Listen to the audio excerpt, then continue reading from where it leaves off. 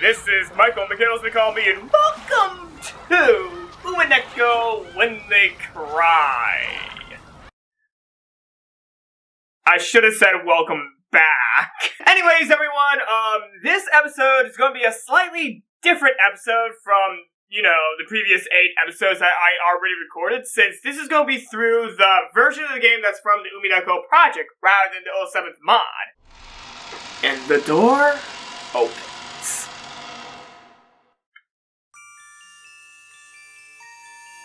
Hope. I like how they show the song that's playing at the top, so if I want to look up an OST after this video, I just have to look Umineko OST Hope. I really enjoy that. We cross the hall again on our way to the entrance. As we did, we once again saw that witch's portrait. However, the word saw is probably not the best word to describe that experience. It was more like our eyes were drawn to it. That woman's eyes, with their sage-like glamour, definitely had the power to make those who looked at her stand rooted to the spot. 魔女ベアトリーチェか。本当かね。バトラ信じてない？ Back when he had asked what this picture was, the first person to tell him it was Beatrice had been Maria. Therefore, when Battler showed signs of doubt, Maria must have felt that Battler didn't have faith in her. Of course, that's not what Battler meant. Maria ran up to the portrait and began banging on a plate below it. Maybe the title of the portrait was written there. Maria, trying to prove that she wasn't lying, obstinately continued to hit the plate. 悪い悪い。別にマリアが言ったのを疑ったわけじゃないぜ。Hold up, forgive me real quick, I need to still do... I got a trophy for the configurations, hold up, next, how do I turn down the music a little bit? Yeah, I want the music to be a little bit lower. Yeah, that sounds good. I think that's good, right? Okay, I did not want to turn it off, I was just testing that out. Okay, I think the medium level is good. I want to hear the voices on max, so that's why I turned down the volume. Alright, so I think it'll sound good now. Okay, that's definitely better.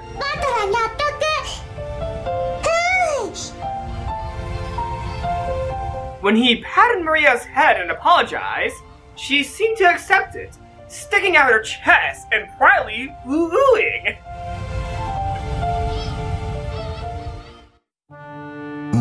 何 Thungbird Lily.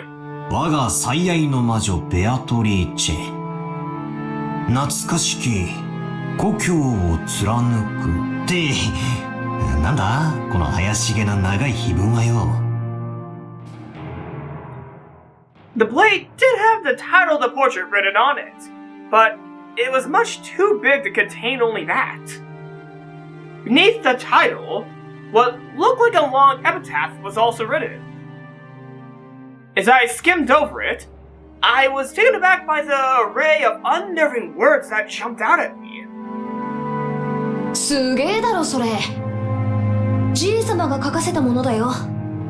意味深だろ？はい。マリア知ってる。黄金の隠し場所。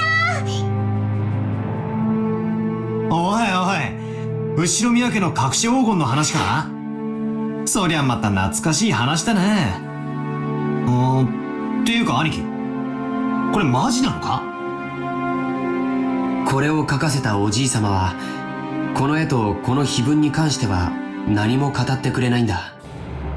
でも、親類たちの間では、おじいさまの黄金の隠し場所を記したもので、この謎を解いた者に家督と黄金のすべてを譲るという意味ではないかと、もっぱら囁かれてるよ。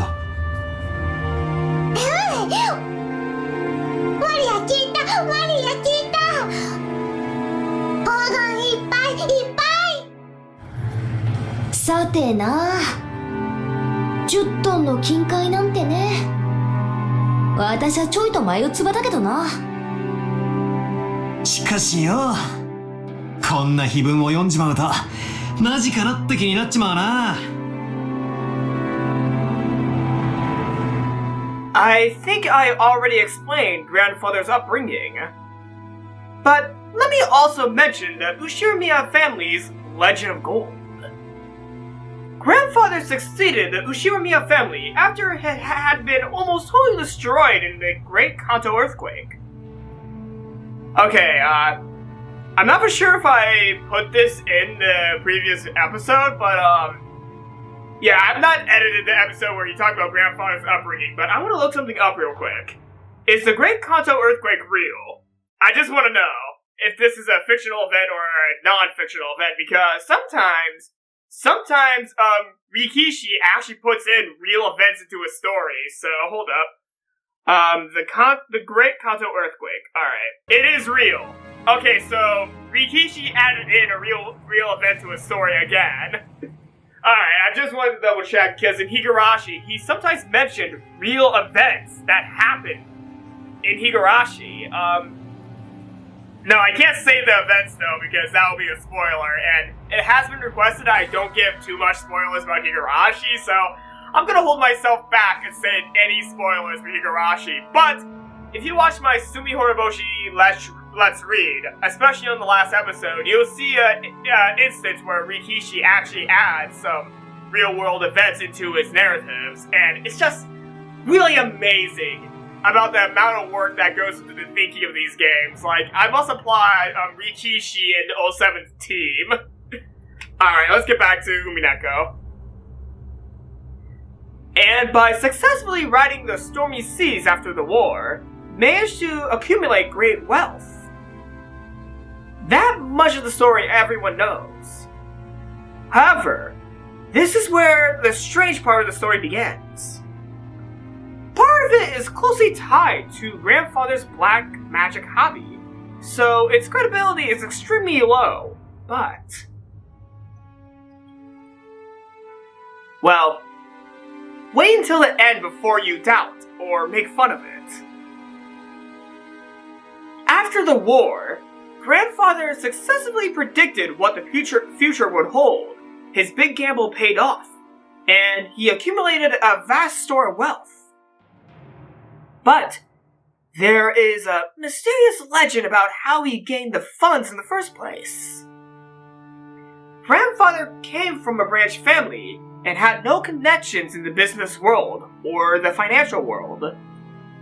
Even though he later built connections with the occupying forces, in the beginning, he was supposedly a nameless person who had not yet gained anyone's trust. Money can only be gathered based on trust. I'm gonna repeat that. Money can only be gathered based on trust. There's no way anyone would lend their money to an untrustworthy person. How did grandfather, whose trustworthiness was zero, manage to obtain the large amount of funds in the first place? It is said that, when asked that question, grandfather answered like this. One fateful day, I encountered the Golden Witch, Beatrice. He then went on and on about how he continued to research alchemy and techniques for summoning demons in order to become a great mage.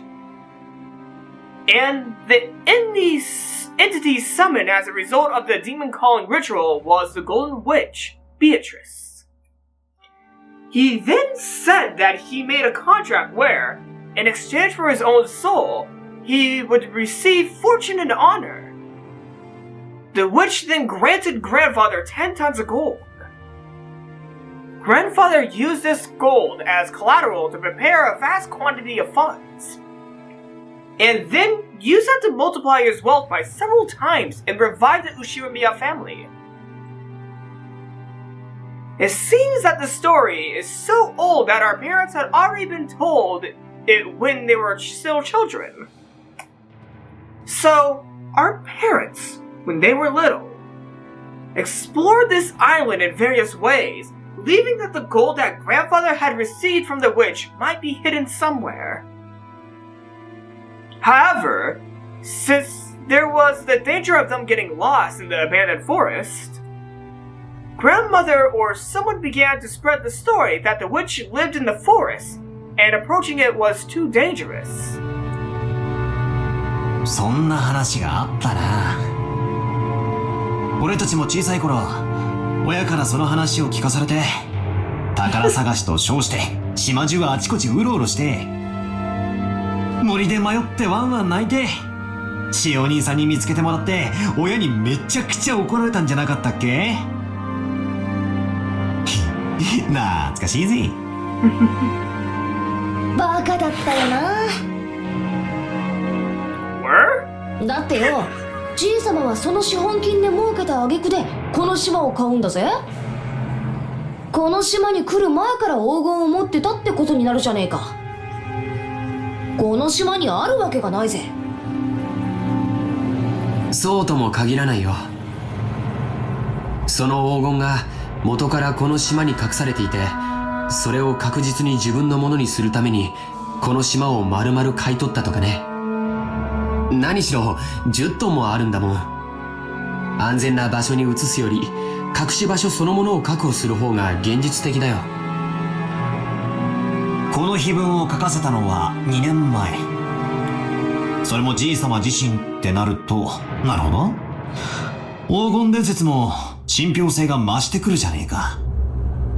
じいさまが後ろ宮家復興の資本金にしたという魔女に授けられた黄金が10トン。そいつがどこかに今も眠っていて、じいさまはこの謎を解けたやつに全部を譲ろうって、そういうつもりなのかもしれねえ。へえ、じいさまらしいセンスというか、なんというか。マジならなんとも景気のいい話だぜ。The Epitaph carved into the plate was very mysterious, something like a poem or song. Its sentences were incredibly disturbing, filled with the signs of grandfather's black magic hobby, and truly in bad taste. But it could definitely be viewed as a puzzle which, if solved, could lead to the place where the gold was hidden. そういうつもりなのかどうか、おじいさまの胸中は想像もつかないけどね。一つ言えるのは、このうさんくさい碑文をおじいさまは一族全員に告示するかのようにここに掲示したこと。そして黄金の存在はほのめかしながらも、未だにその隠し場所について一切触れないこと。そこから親たちが想像を膨らませて、おじいさまの知恵比べに違いないって言い出した。欲の皮が突っ張ってるうちの親父あたりだろうぜ。こんな弱いことを真に受けてるなんてよ。I think your dad definitely has a lot of greed, and he might be in a little bit of trouble. じいさまの黒魔術趣味はバカにしてるくせに、この隠し黄金の話だけは信じてやがる。調子のいい話さ。確かに現実的な話じゃないよね。当時無名で何のコネクションもなかったおじいさまに無償で莫大な金塊を融資する人物なんているわけがない。それがいたからこそ、おじいさまはそのスポンサーを魔女と呼んだというなら考えられない話じゃないけど。でもよ、10トンだぜ、10トン。一体現金に直したらいくらくらいになるんだ？っていうか、とんでもない量になるはずだぜ。とんでもない量だよ。人類が有史以来発掘した黄金はせいぜい10万トンって言われてる。人類の歴史が手にした黄金の1万分の1を個人が手にしてるっていうのはとてつもないことだよ。それが一箇所にあり、しかもそれをおじいさまにポンと貸し出せるような魔女。ただものじゃないね。私はよ、その10トンって数字ももはや嘘くさいと思ってるぜ。第一よ、じいさま以外に見たやつはいないんだろ。仮に気前のいい魔女が実在して黄金を貸したとしても、それは10は10でも10キロぐらいの間違いじゃねえのか。10キロでも相当いい金額になるはずだぜ。I don't know the worth of gold. I don't know the worth of gold. I'm not rich. 10キロの黄金っていくら？ Maria, who couldn't keep up and felt like she was being spoken in. Oh wow, I was mixing up the words while reading. My apologies. Maria, who couldn't keep up and felt like she was being spoken to in riddles, finally found a place where she could ask us a question. A question which I also wanted to ask right then. Whether I hear 10 kilos or 10 tons, I know that it's an incredible amount, but I couldn't put a number on exactly how incredible. Oh, wait a second, they're gonna tell us. Oh, I didn't realize that they were about to tell us. George Aniki folded his arms and tried to remember the market price of gold. さあ、金も相場の影響を受けるから何とも言えないし、純度や鋳造先の信用によっても変わってくる。換金に手数料もかかるし、ただ希少金属であることは間違いなくて、このまま採掘が進めば人類はあと半世紀ほどで全てを掘り尽くしてしまうんじゃないかって憶測もある。デタラメに言って1キロあたり200万円程度の価値はあるんじゃないかと思うね。I'm trying to remember yen to USD conversion. It's going to display itself on the screen. ひゅー！私よ、10キロってのは今適当に言って控えめな数字なんだけどよ。それでも2000万円の価値があるってことになるじゃねえかよ。Display what 20 million yen equals in USD and euros. You know what? Let's add euros as well. マリア、体重28キロ。ということは、マリアちゃんと同じ重さの黄金なら、その価値は5000万円を超えるって計算になるね。そりゃたまげるな。10トンならいくらだ？ 10 キロで2000万が1000倍だから、はあ、200億円か？ That is like... Okay. I think I know billion yen conversion, but I'm gonna double check myself. I'm not gonna say it out loud because I don't want to say it out loud, but 20 billion yen to USD, that's like probably much more than most people see in their lifetime. Okay, 20 billion yen to USD. Oh, not as much as I thought. Never mind, not as much as I thought. It is 187,151,138 dollars. That is a mouthful. I'm just gonna show it on the screen. That is a mouthful to say out loud, though. Fuck. That is a lot to say all at once. How much is 20 billion yen actually worth? We would have to measure it by putting it in terms we could understand. I mean, they say that wages over a lifetime are 200 million yen. You grow up and work like crazy, sacrificing your life for your company. And as you approach old age, are finally free. And all that together, including the retirement money, comes out at 200 million yen. In other words, that is the cash equivalent of a human's life. No. You could even call it the price of a life.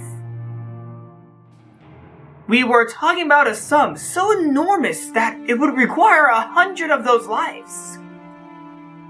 Assuming you work for 40 years from age 20 to age 60, then it's equal to 4,000 years of work wages. It's a sum of money you could finally accumulate after working every day starting from the Jomon period. ほう。200億円ってすごい？ Compared to Jeff Bezos, it's not. I'm sorry. ああ、すげえよ。マリアの大好きなショートケーキだったら、多分一生かかっても食い切れないくらい買えるぜ。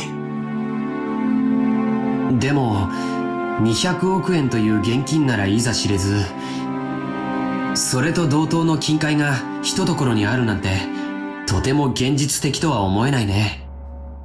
さっきも言った通り、黄金は非常に重くて財産をまとめておくにはちょっと便利とは思えないよ。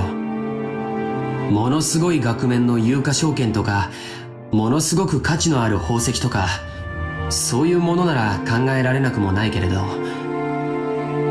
戦時中の混乱期に自分の資産を持ち運べるよう全て宝石などに変えた人たちがいたのは有名な話だからね。でも黄金で資産を備蓄したというのはなかなか聞かない。確かに重いけどよ、国際的に一番信用されてて価値も安定してるし、意味はあるんじゃないのかな。証券とかだったら国が滅びちまったら紙切れになっちまうわけだし。そういう考え方もあるね。でも 10kg のインゴット一つでも体感重量は相当のものだよ。聞いたことない？ 50kg の人間は背負えても 50kg の俵は担げないって。Well, that's because it's weight distribution. Like, it's something to do with weight distribution, that's why it works like that. I'm not gonna go into that since I'm just going off of second-hand, third-hand knowledge, so I won't go off on that, but I think it has to do with weight distribution between bags and humans. それだけの莫大な重量の金塊を個人が所有するリスクと手間は計り知れないね。ってことはつまり200億円の札束がうなってるって話ならともかく、200億円分の黄金が山積みになってるってのはちょいと現実味がないわけだな。そういうことになるね。黄金伝説なんて響きはとても面白いんだけど、そもそも10トンの黄金という時点で少々無理があるね。そうやってリズムで考えるとみるみる嘘くさくなっていくぜ。夢のない話さ。でもそこは何しろあのおじいさまだからね。親切なお金持ちからの融資を大げさに吹聴して魔女から授かった10トンの黄金なんて例え方をしたのかもしれないよ。10トンという数字も象徴的な感じがするしね。つまり借りた金のありがたさは10トンの黄金に匹敵する価値があったってなことだな。じいさまに大金持ちの勇敢マダムが気前よく恵んでくれて、その後夫人を魔女と呼んだってことじゃねえのか？ I think my Mistress joke from a few episodes back might be, relevant because I think I might be right from this story. I don't know.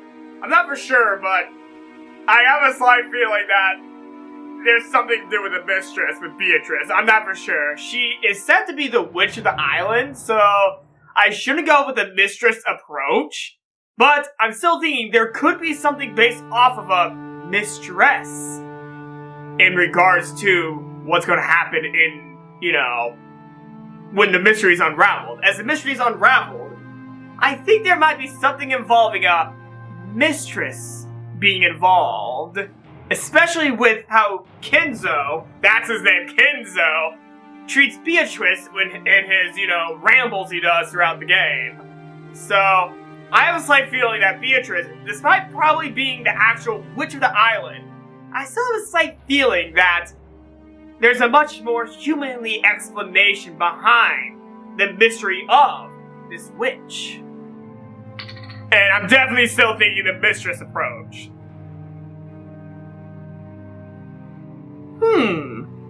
Jessica's example isn't bad. If someone was generous enough to lend a huge sum of money to grandfather when his trustworthiness was still zero, she would certainly be someone worthy of being called a witch. Furthermore, grandfather later used that money to build a vast amount of wealth. With such an incredible ability to judge people, again, she might well be fittingly called a witch. Also, since she went to the trouble of lending all that money, she might also have enthusiastically guided how it was spent. Come to think of it, the idea to get involved with the occupying forces and profit from the Korean War demands might have come from the witch as well. With all that considered, saying that he received wealth and honor from a witch might actually be a fair description. なるほどな。ってことはつまり、この魔女様は後ろ宮家復興のための資金を恵んでくださった復興の大恩人ってわけだ。となりゃ、じい様が感謝の気持ちを込めてこんだけでかい絵を描かせて掲げさせたってのも、なるほど、おかしい話じゃないのかもな。I don't think it's just gratitude Grandpa had with that witch. I think there might have been some romance involved too. ひょっとするとよ、当の本人は見るからに魔女っぽいばあさんだったかもしれないぜ。それをじい様が美化してこんな美人に描いてくれたってのは考えられる話さ。案外当の本人に会ってみたらこんなに美人じゃないかもしれねえな。ありえるね。ベアトリーチェって名前はいかにも洋風だけど、僕たち一族の名前がみんな洋風であることを考えると、このベアトリーチェって名前も日本人名を無理やり洋風にアレンジしたものなのかもしれないよ。なるほどなるほど。この美人は絵の中にしかいないってわけだな。それじゃあ立派そうな胸は揉めそうにないぜ。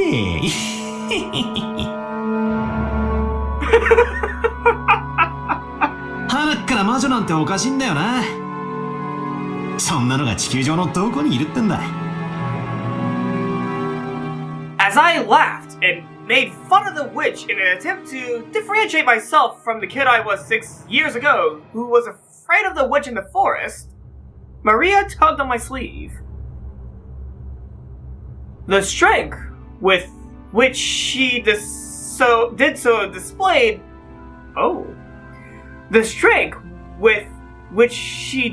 displayed a little annoyance. なんだよ、マリア。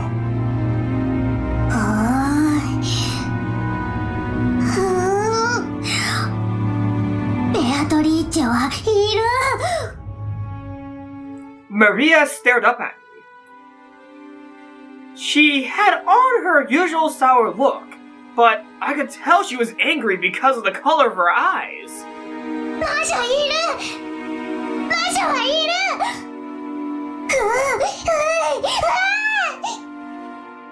なんだよ、そりゃいるだろうよ。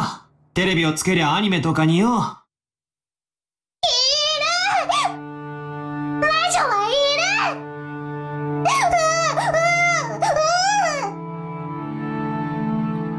I started to feel pressure, not knowing why Maria was jumping on me like this. Then, Jessica tapped me on the shoulder and told me in a small voice, バカだな。子供の夢打ち砕いてんじゃねえぜ。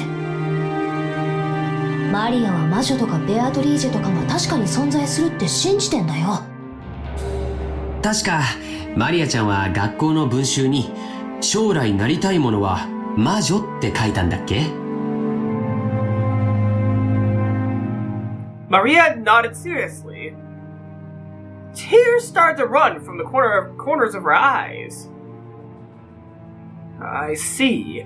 To a girl who wants to become a witch in the future, this Beatrice is proof that witches do exist in this world. And is also someone who she admires and strives to be like.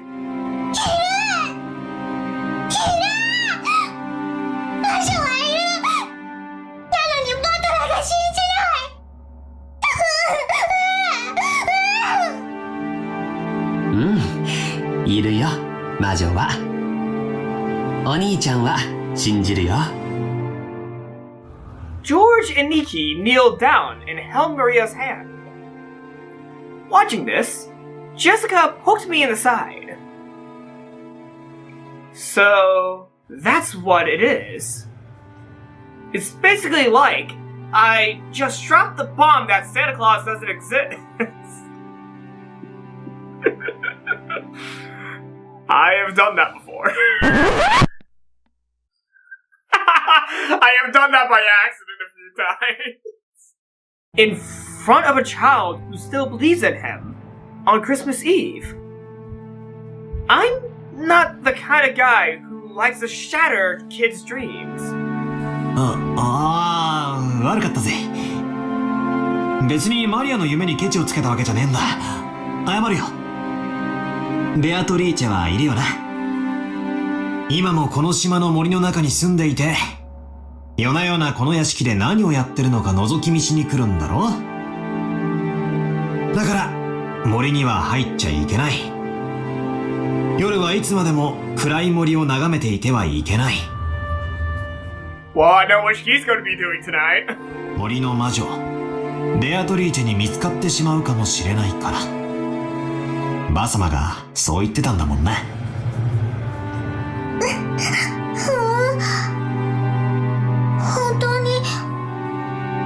本当にバトラーは信じる？おお、信じるぜ。ケチをつけて悪かったよ。ほら、仲直りしようぜ。Hug it out. I stuck out my hand, and Maria grabbed it with her tiny hand, and we made up. Maria didn't grumble any more than that, so George and Nikki and Jessica were relieved. Moonlit night. Shannon! 皆様、ここにいらっしゃられたんですか。てっきり海岸へ行かれたとばかり。Shannon-chan, carrying a basket, was surprised to find us all gathered in front of the portrait. シャノンか。いやさ、バトラはベアトリーチェの肖像画を初めて見るからさ。まあ見とれてたってわけだぜ。そうですね。見とれちゃいますね。ベアトリーチェ様って本当にお綺麗です。Sama. さぞや親方様を虜になさったろうと思います。パトロン説の他にもおじい様の初恋の人だという説もあるんだ。Okay, maybe I should have thought first love in Mistress earlier. Oops, I should have thought of that. Wait a second, 1923 he wasn't even married. Why did I think Mistress? どちらにせよ、彼女に出会ってから数十年を経ているだろうにもかかわらず、今なお心の中に大きく居座り続けているんだから、それは今なお虜にしているということなんだろうね。やれやれ。これじゃばあ様はさぞや嫉妬しただろうぜ。私はよく知らねえけど、やっぱりそういうのはあったらしいぜ。ばあ様は金髪の浮気相手がいると信じてたらしいな。Oh fuck, wait, maybe I was right about the Mistress. ほう、いい匂い。シャノンから Maria, sniffing, approached the basket Shannon-chan was holding with interest. Now that you mention it, I do notice a fragrant scent with the essence of vanilla. 申し訳ございません。熊沢さんからこれを皆さんにお届けするようにことづかりました。なんだろう。素敵だね。クッキーだ。クッキー食べたい。クッキー食べたい。お召し上がりいただけますよ。でも、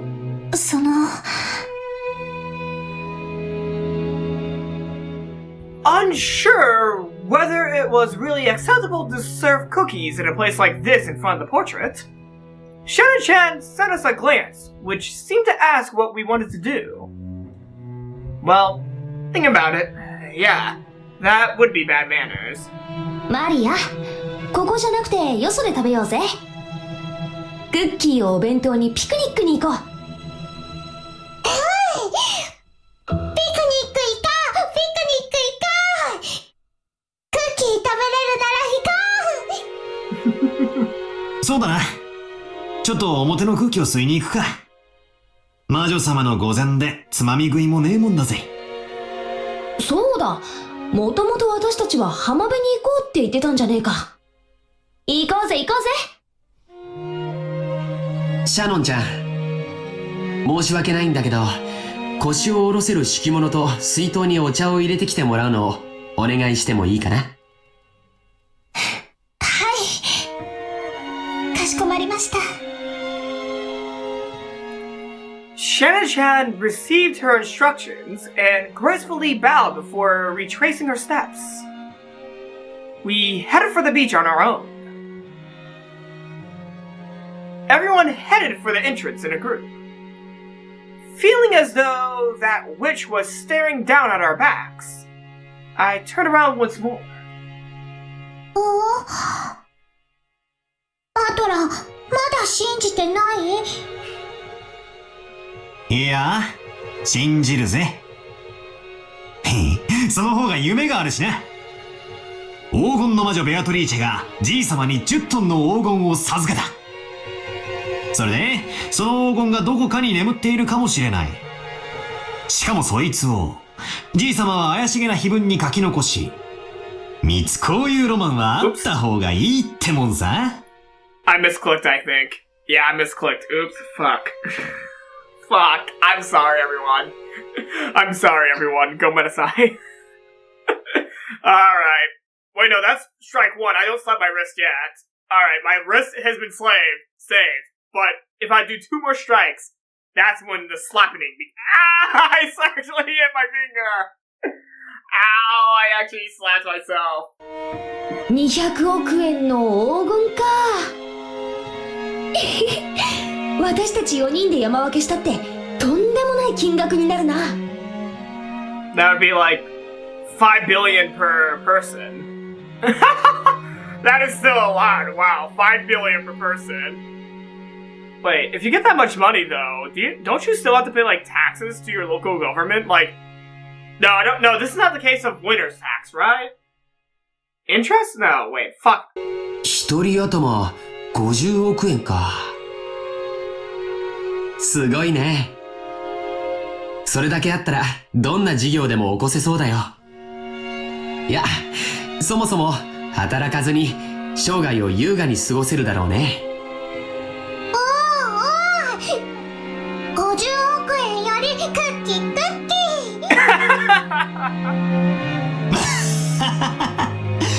ー。マリアには金よりクッキーだな。しかし50億円か。夢のある話さ。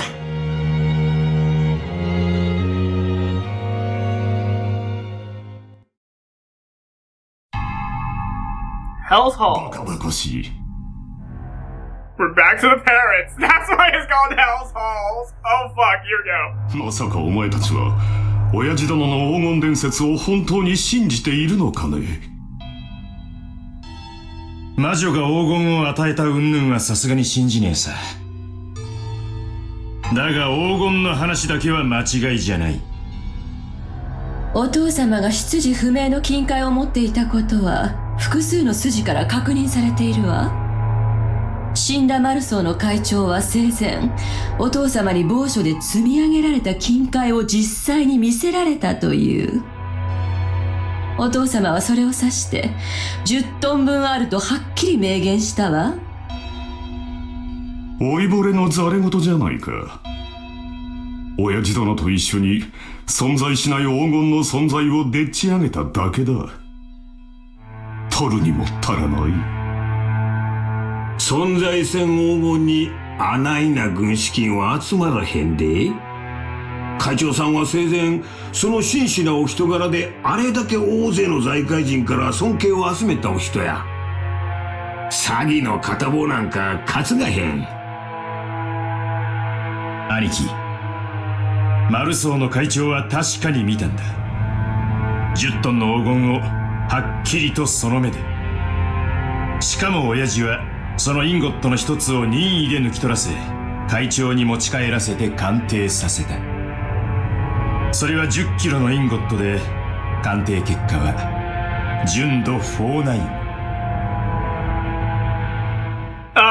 There.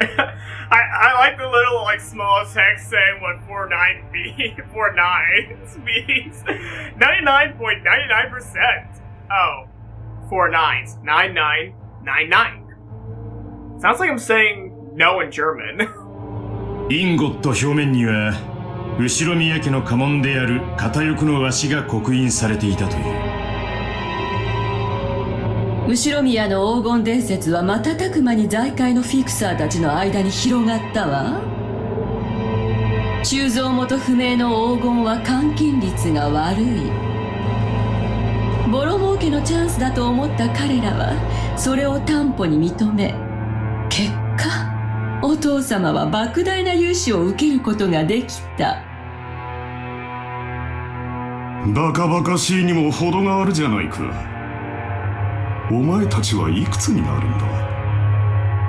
まだそんな子供の頃のおとぎ話を真に受けているのかね。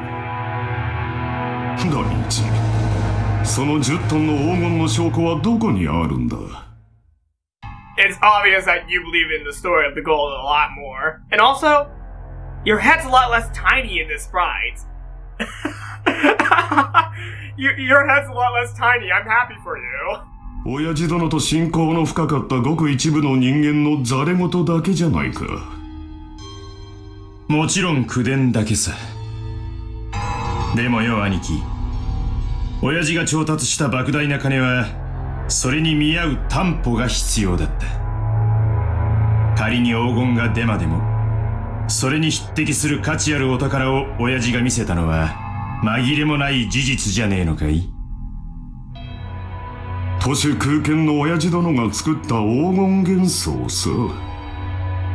ありもしない黄金をあるかに振る舞い、スポンサーたちを騙したんだ。一世一代の大博打だったのだろう。運よくその資産の運用に成功できた。もし当時の外需拡大がなかったら後宮家の再興はならず、親父殿は世紀のペテン師として追われていただろう。じゃあクラウス兄さんは黄金など最初から存在せず、全てお父さんのでっち上げだ言うんか。もちろんさ。だから十分な成功を収めた後には黄金幻想など面倒なだけだった。だから親父殿は魔女だの黒魔術だのとわけのわからないことを後に言い出して信憑性を薄めたのさ。つまり黄金幻想がでっち上げであることを明かしたのだよ。魔女に黄金を授かったなどと言えば、もはや誰も黄金の存在を信じたりはしまい。あるいはお前たちのために言い出したのかもしれないな。なのにありもしない黄金を遺産分配に含めて議論しようというバカな息子たちが現れる。ローザ、まさかお前までこんなでっち上げを信じてるって言うんじゃないだろうな。私はお父様が本当に黄金を持っていたかどうかを確かめることはできない。でもお父様の4人の子供の一人として正当な分を主張したいだけよ。ほう、ローザも言うようになったじゃないか。なるほど、お前たちはこう言いたいわけかね。私が黄金を独り占めしようとしていると。That's exactly what you're doing. Like, come on, it's kind of obvious. 兄さんが莫大な軍資金を調達したのは事実。それがお父様の個人資産の横領では断じてありえないというなら、つまりはそういうことよ。兄貴はすでに10トンの金塊を見つけてるんじゃないかって。俺たちはそう見てるのさ。Okay, personally, I don't think, Krauss has it. Wait, is it pronounced?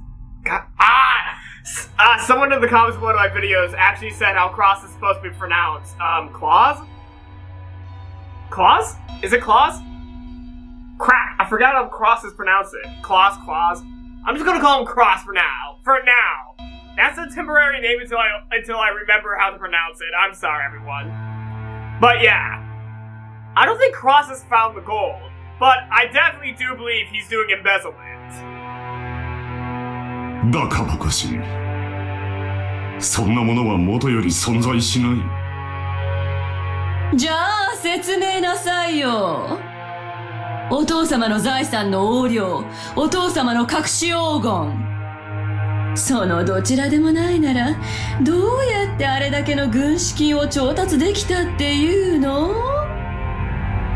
私にも政界財界に友人が多くいてね。彼らから協力を得ただけに過ぎんよ。それについてお前たちに説明する義務はない。分かっているだろう。話せぬ方面の筋もある。兄貴がそうだと言い張るんならそれでいいさ。でもよ兄貴、親父は長くない。来年の今日まで生きてるなんて誰にも保証できねえんだぜ。親父が死ねばその時点で遺産相続だ。俺たちは全員の立場から中立な弁護士と会計士を立てて親父の財政状況を調査させるぜ。その時お父様の資産に兄さんが不当な干渉をしていることが発覚したならお分かりね。何の話だかさっぱりわからんね。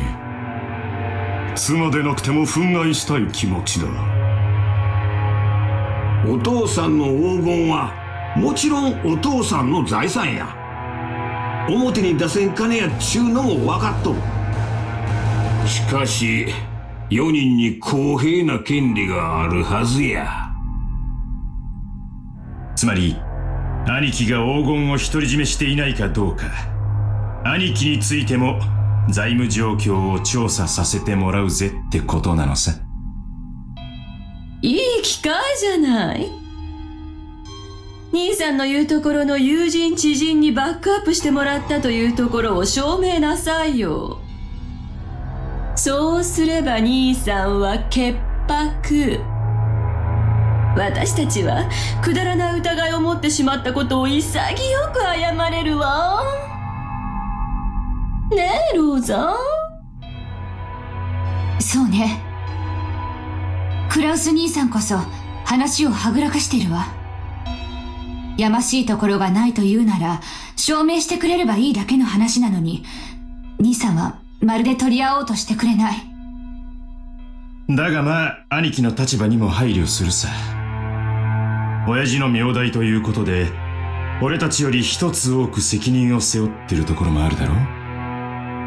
今まで散々気楽に過ごしてきた俺たちがそれを察しないでブーブー言うのはこりゃフェアな話じゃないぜ。ほう。さっきから落とされたり持ち上げられたりと忙しい。本題に入りたまえ。つまりな、お父さんの財産をあれこれ調べて重箱の隅をつっつくんはブスやないかって話なんや。クラウス兄さんの言う通り、うまく説明できん金の動きもあるやろ。そこを理解した上でわしらは兄さんに相談を持ってきたんや。お互いにとって悪うない相談や。相談？ほう。遺産分配時に今日まで親父の面倒を見てきてくれた兄貴のご苦労を最大限に汲み取り、分配に寛大な理解を示そうってことさ。間違えないでよ。別に私たちの権利を放棄するって言ってるわけじゃないのよ。ただその権利を主張する際に兄さんの立場に立った寛大な理解があってもいいんじゃないかしらということなのよ。つまり条件を飲んでくれたら、わしらは遺産分配時にお父さんの財務状況調査をクラウス兄さんに一任してもいいっちゅうこっちゃ。All of the siblings from Ava downward suspected that Krauss was trying to steal their father's wealth. In that situation, letting Krauss report on the state of their father's wealth by himself was extremely contradictory and a huge concession. If, as they claim, Krauss was actually embezzling money, Krauss would be able to hide that fact. Besides that, it would also be possible for him to control the distribution of the inheritance in a manner favorable to himself. Krauss, also realizing that this sounded too good to be true, couldn't help but feel doubt. He had to worry about what they would ask in return for such compromise. ほう。信用ゼロの私に長兄としての信頼を返してくれるというのか。その見返りは何だね。同じ兄弟としての公平な権利さ。俺たちの兄貴は親父の財産をかすめ取るようなやつじゃない。だがしかし兄貴に融資するパトロンも存在しない。となりゃ、つまりこういうことなら兄弟は納得するわけさ。兄さんは10トンの黄金を見つけ、それを担保に軍資金を作った。そう、お父様がかつてそうしたようにね。そういうことならお父さんの財務状況におかしな点は一切あらへん。クラウス兄さんはずっとお父さんの世話をしてきた高校息子や。そないな人を信用せんわけにはいかへん。回りくどくて分かりづらいな。もっとはっきり具体的に言いたまえ。条件の一つ目。まず兄貴は親父の黄金を見つけていたことを認めること。ありもしない黄金を私が持っていると認めろと。条件2、その黄金について兄弟の取り分を認め、これを支払うこと。バカな。ありもしない200億の黄金について一人頭50億、合計150億を支払えというのか。バカバカしい。最後まで聞きなはれ。そない大金出てくるのは分かっとる。できへん取引はするつもりないで。もちろん黄金の取り分についてもクラウス兄さんの今日までのご苦労を十分にねぎらって換算するつもりや。条件3、黄金の分配は後ろ宮本家当主跡継ぎの肩書きに 50%、 残りを兄弟の正当な取り分として分割。もちろん、クラウス兄さんもこれには含めるわよ。200億のうち125億を兄貴に、25億をエヴァ姉さんに、25億を俺に、25億をローザに。ありがたくて涙が出る分配じゃないか。存在しない黄金のためにお前たちに75億支払えというのかね。何よ。兄さんの取り分は私たちの5倍じゃない。私なら踊り上がっちゃう好条件よ。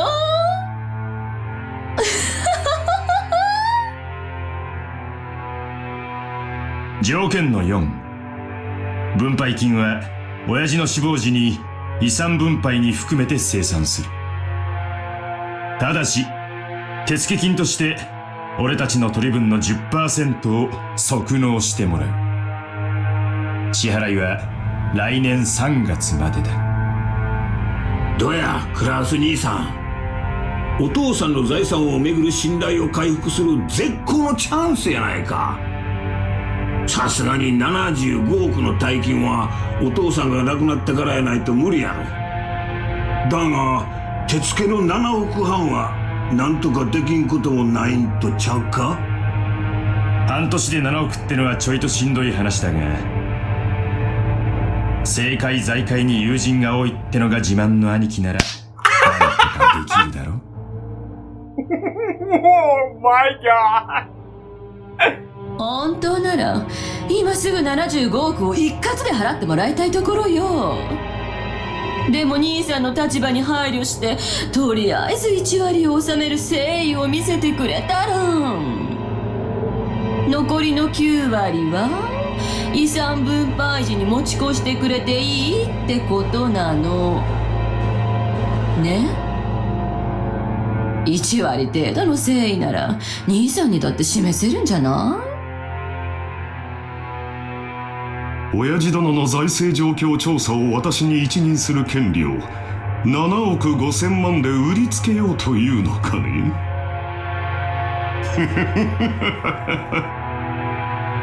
上等じゃないか。お前たちも成長したものだ。この私に取引を持ちかけられるようになるとは。これらを兄さんが飲むなら私たち兄弟はお父様の財産状況調査を兄さんに一任する。ただしその調査結果は公弁の対象となる。当然よね。75億分私たちの取り分が減るように調整されちゃったら悲しいもの。原則的に文句は言わねえつもりだ。兄貴が綺麗にやってくれたならそれでいい。よっぽど露骨なことをしなけりゃ俺たちはことを荒立てるつもりなんかねえんだぜ。俺たちだって早く遺産は欲しい。いつまでもグダグダして取りっぱぐれたくねえんだ。公弁された場合の再調査は誰がするのかね。兄さんでいいわ。多分これが兄弟で合議する最初で最後の機会だもの。そんなことにはならないと信じてる。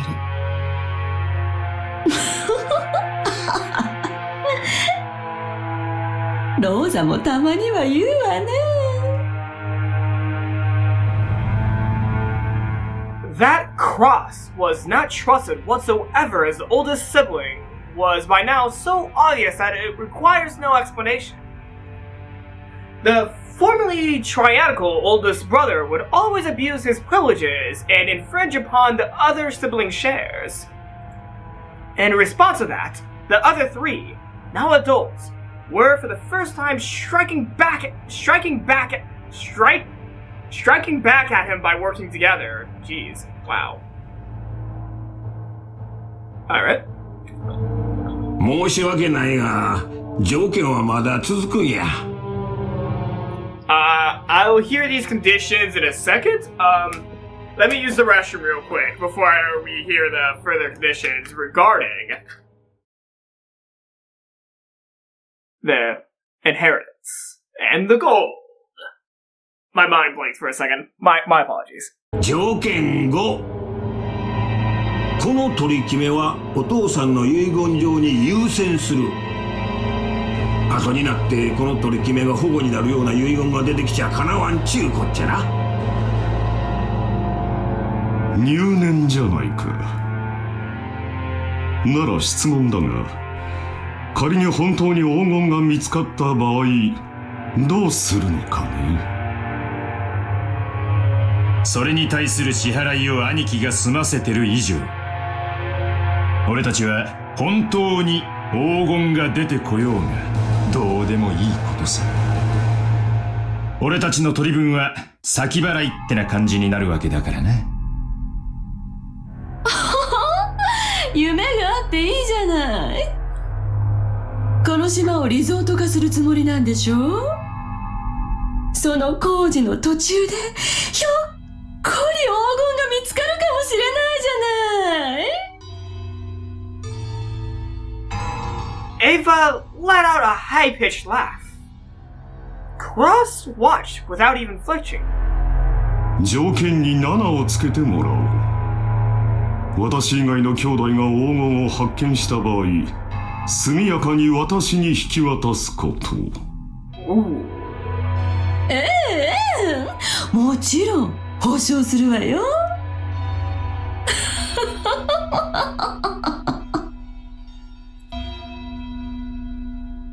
Insignificant details. The others, who were forcing Krauss to pay money for some non-existent gold, would, of course, not assure Krauss's portion if they actually found the gold. From the beginning, this deal had been nothing more than a threat directed at Krauss. While the truth might be different, the probability that Krauss was embezzling his father's assets was extremely high. When at last Kinzo faced death and it came time for the inheritance to be distributed, surely some unpleasant facts would come to light. That situation would likely be a fatal wound to Krauss. They had latched onto that weak point and were threatening their brother under the veil of compromise, trying to wring out a huge sum of money. However, they had let one thing slip their minds. The three of them had forgotten that their oldest sibling, who they couldn't defeat unless they banded together, was a very nimble thinker when it came to being crafty. Krauss laxedly let out a gloating laugh as he spoke to Ava, who could not hide her smile, so certain she was of her victory. とても良い話じゃないか。私もお前たちとの関係が疎遠になっていたことには非常に心を痛めていた。この条件を飲むことによって兄弟間の関係が再び有効なものにできるなら、それはとても嬉しいことだよ。喜んで話に乗らせてもらおうじゃないか。喜べローザ。取引は成立だ。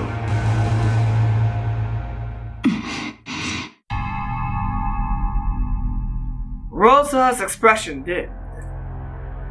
When her brothers started talking like this, the conversation would never change for the better. Ava was also sensitive enough to realize this. Therefore, even though Krauss had obediently accepted the deal, she was unable to wipe away her feeling of insecurity. 嫌に素直ね。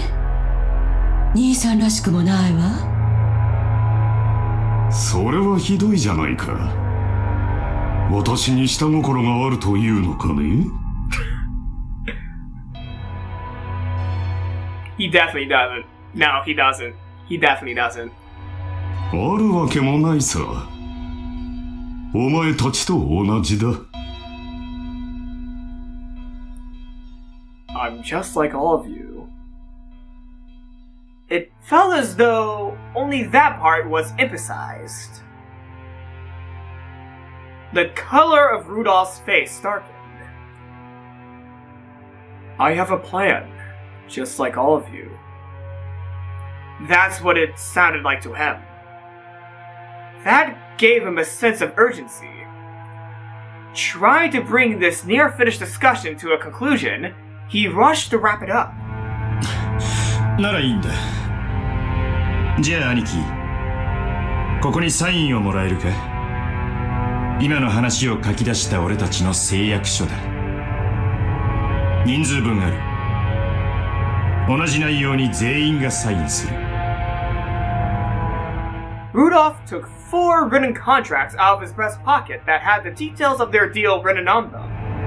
クラウス兄さんの提案した条件7ももちろん今から追記するで。The secret 8th one. 安心したってな。兄貴、ペン使うか？ Rudolph took a fountain pen out of his breast pocket and offered it to Krauss. Krauss made as if to accept it, but then, with a small laugh, drew back his head without taking it and spoke. 実はこの取り決めを確かに履行するために1点だけ修正を提案したい。When Krauss said that one sentence, all of the siblings felt at the same time as though something annoying was creeping up their backs. ダメよ。もう決まった話よ。黙ってサインを。エヴァ、何を焦っているんだね。もちろんサインはする。お前たちに黄金の分け前75億円分を約束する。親父殿の遺産分配の時、きれいさっぱり清算することも約束する。だが一点だけどうしても譲歩してもらいたい部分があるのだよ。何の話だよ。どの点が気に入らねえってんだ？分け前の1割7億5千万円を即納する点だよ。 There we go. お前たちの指摘通り私の財政状況は決して裕福ではない。数々の先行投資によって未来に必ず回収できると保証されながらも、今のこの時点では火の車であることは認めなければならない。つまり今すぐに動かせる金は全くないということだ。私は無能で詳細の嗅覚も鈍い。お前たちの言うところの弱り目の私には7億半も半年で動かせる力はないということだよ。そんなはずはないでしょ。いい加減なことを言ってこの場をごまかす気？遺産分配時に全て一括で清算する。1割を即納する条件を削除したまえ。それが私にサインさせるための唯一の条件だ。クラウス兄さん、この1割はな、あくまでもお兄さんの誠意を測る数字なんやで。本当なら取引の余地もない話や。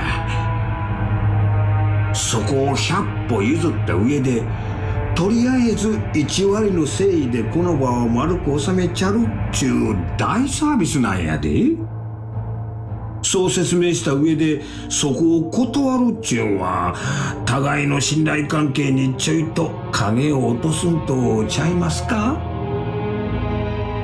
Hideyoshi had a humble expression on his face and had his hands clasped together. But his eyes were not calm at all.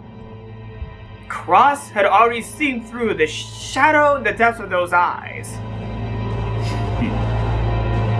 お前たちは何を焦っているのかね。それとも何に怯えているのかね。ローザ、私にだけは教えてくれんかね。他の兄弟たちには内緒でこっそりと。別に私は。よせよ兄貴。俺たちは兄貴がサインするかしないかしか聞いてない。妙な勘繰りも交渉もなしだ。ほう。私には交渉の余地もないと。立場が弱いのは私の方で公平な関係ではないと、そう言いたいのかね。Shivers began to crawl up Rudolph's back. Ever since he was a child, he had never been able to overcome the height of the wall that separated him from his older brother. And now again, he began to feel himself getting sucked in by it, and the long shadow it cast. 取引は公平な関係であるべきじゃないのかね。この取引は私にとっては、弟や妹たちと長いことを失ってきた信頼を取り戻し、兄弟愛を深め合うもの。それは私にとって緊急に解決したかった心のしこりだ。それが今日解決できてとても嬉しいと思う。だがお前たちもこの取引を急ぎ締結することがとても嬉しいんじゃないのかね。Krauss stared at each of his siblings. They avoided his gaze with animal-like instinct. Only Hideyoshi was slow avoiding it. So he was caught in Krauss's gaze. 秀吉兄さん、あなたの会社非常に好調子だそうじゃないですか。トントン拍子で上場を果たし、業績も株価も右肩上がり。実にお羨ましいことです。うちの人の話は関係ないでしょ。だが株主たちに対する還元を怠ったのが悪かった。そして上場した時に足回りを固めきらなかったのもまずかった。気づいた時にはたちの悪い連中に自社株をだいぶ買い集められていたらしいじゃないですか。なんでそんな話知っとるんや。秀吉さんと同じですよ。私に融資する人間などいないと裏を取れる程度に、私も秀吉さんの裏を取れるのです。 Okay, wait, I have a quick prediction. Okay, I have a quick prediction. This might be a bad prediction. I feel like one of the siblings, or someone close to the siblings, had told Krauss about what they were doing. I have a feeling that one of the siblings told him. And I'm gonna say it now! If one of the siblings decided to tell Krauss ahead of time to get some gain, like, I feel like one of the siblings is gonna double cross the others and, you know, get some more out of Krauss if, you know, they manage to help him counter the siblings' investigations on him for, you know, more of the wealth. I feel like the sibling that would, you know, double cross the people that they were siding with to begin with would have to be Rosa. I make a prediction now. Rosa is helping Krauss to get some more money out of him secretly behind the other siblings' back by telling him what they were planning to do. I have a feeling that Rosa might be double-crossing her siblings. That's my prediction. Rosa is not too innocent in this case. I'm thinking that in the back of my head. I'm thinking Rosa is betraying her other siblings by pretending to be on their side, but secretly telling Krauss what they're doing, so that Krauss can give her something in return. That's what I'm truly believing. I'm thinking Rosa is no neutral party in this, but she's not on the side of her other siblings. She's on the eldest sibling's side. That's my prediction.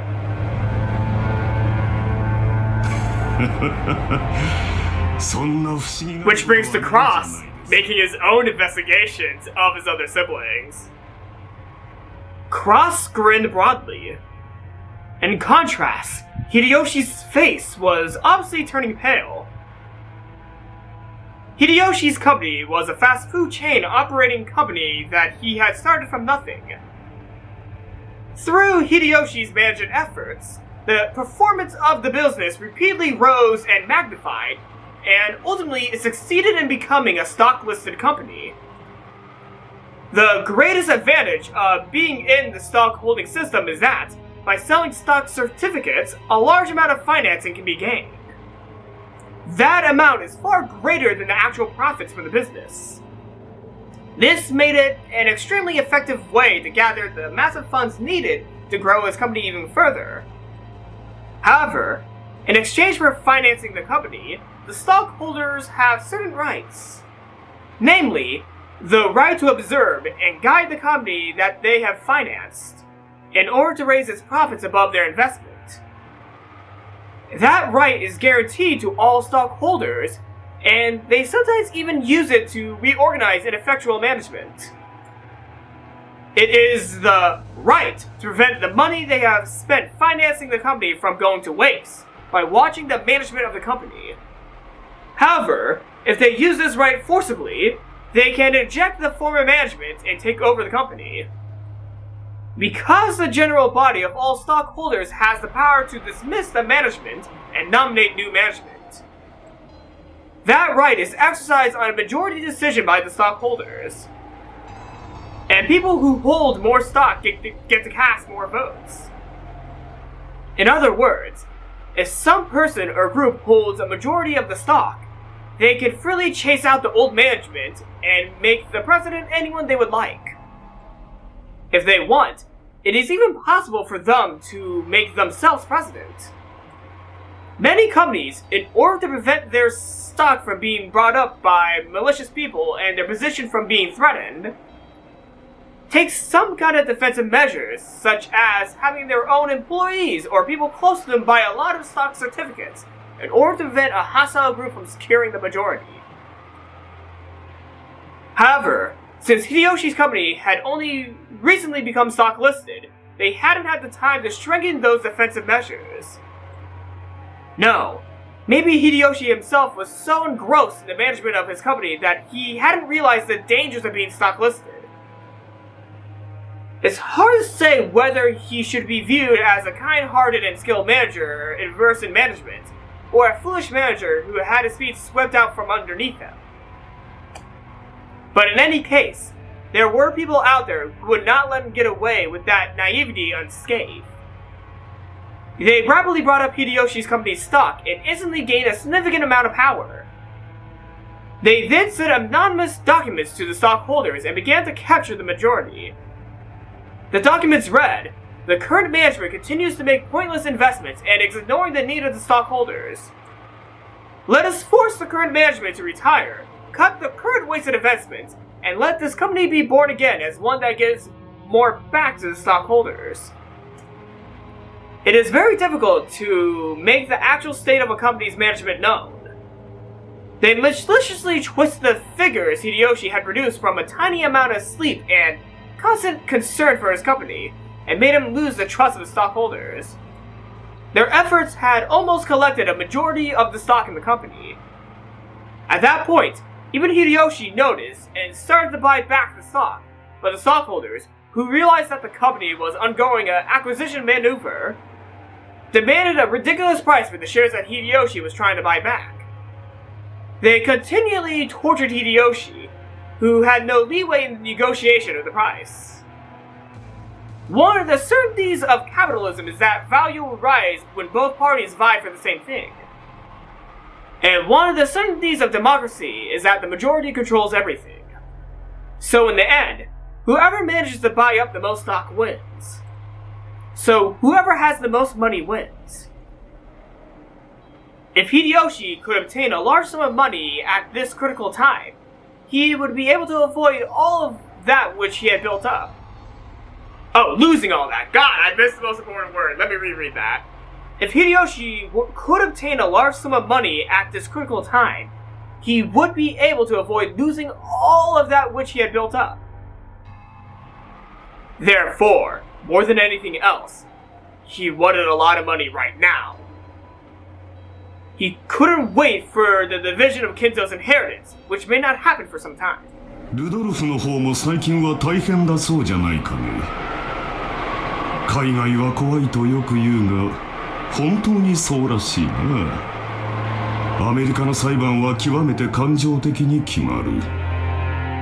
彼らは外国人に寛大な判決など出しはしない。先方と和解した方が結局は安上がりになると弁護士に忠告を受けたんじゃないのかね。何の話？まあ仕事上のトラブルさ。Does Kyrie not know? 大したことじゃない。Kyrie! God damn it!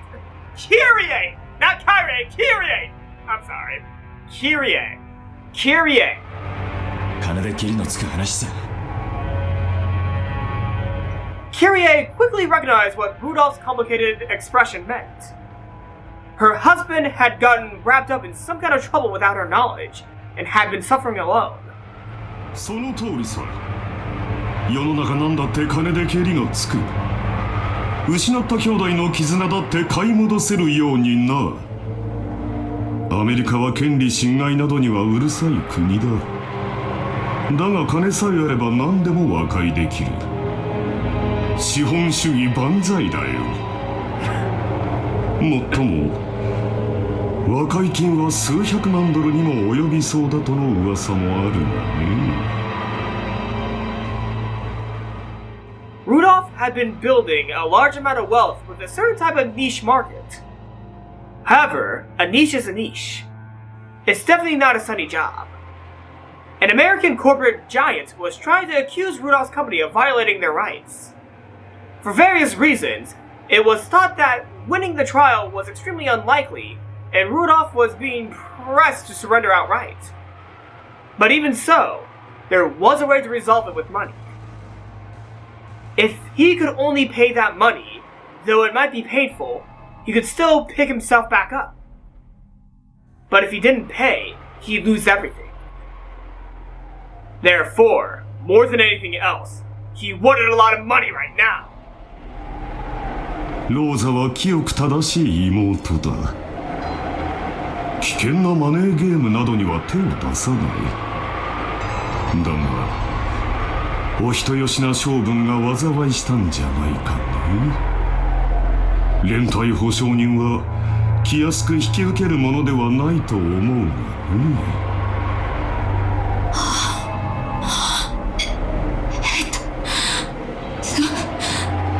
それはクラウス兄さんとは関係ない。 Maybe she's not working with Krauss. Or she's a really good actress, but maybe my theory about her working with Krauss is wrong. But she could be a very good actress? But that's unlikely. That is definitely unlikely at this point if he's going after her right here and now. Or they're putting up a show for everyone. I'm on the party that Rosa is not working with Krauss. I'm slowly changing my mind about Rosa working with him, though it is a possibility still. Like, I'm not throwing that idea outright. But that could still be an idea because I still have a feeling that Krauss didn't figure this all out himself. Like, why investigate his siblings if, you know, he didn't know what they were doing to him? Or he could be, you know, thinking ahead. But I have a feeling that someone told him. Like, someone whistle blew what the other siblings were doing and told Krauss. I have a belief that someone told Krauss ahead of time, just to get more out of him when the inheritance is truly split up. Rosa uncharacteristically laid bare her emotions and yelled. Because she had thought she had kept it a secret. As Krauss watched, he let slip a muffled laugh. There was nothing to fear. Every one of them, more than anything else, wanted a lot of money right now. In other words, the situation had been reversed. Because only Krauss, who they were threatening, had no urgent need for a large sum of money.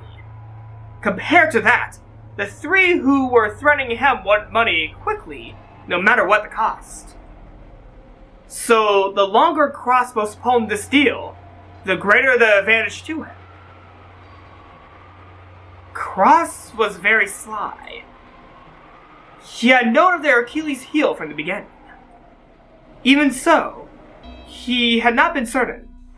Therefore, he had hidden that until the very end, and, upon closely and completely examining their attitude, he has struck back. 私もできることなら可愛い弟や妹たちの危機に金を工面してやりたいと思っているよ。だが残念なことに持ち合わせがなくてね。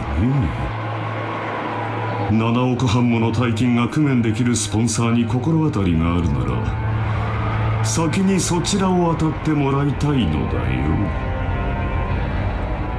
Krauss's elated words were horribly blunt. The other siblings could not do nothing more than listen, grinding their teeth. If they could think of a sponsor that convenient, they wouldn't have kept up this charade. They had entered this huge battle specifically because they had exhausted all other options. もしお前たちがどうしてもこの兄を頼りたいというなら私の口利きでスポンサーを探してやってもよいのだがね。おっと、私にはそんなものはいないと言っていたか。Oh fuck. それではどうにもならんね。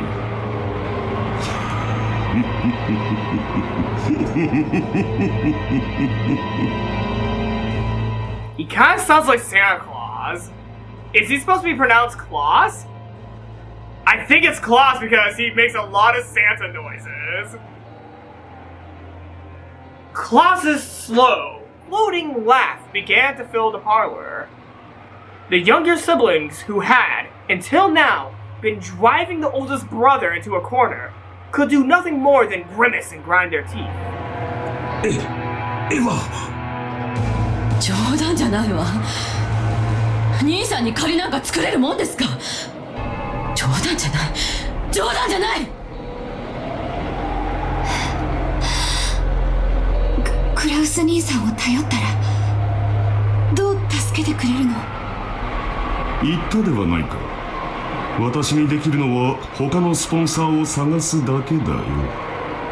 もちろん利息を融通してもらえるようには最大限交渉するがね。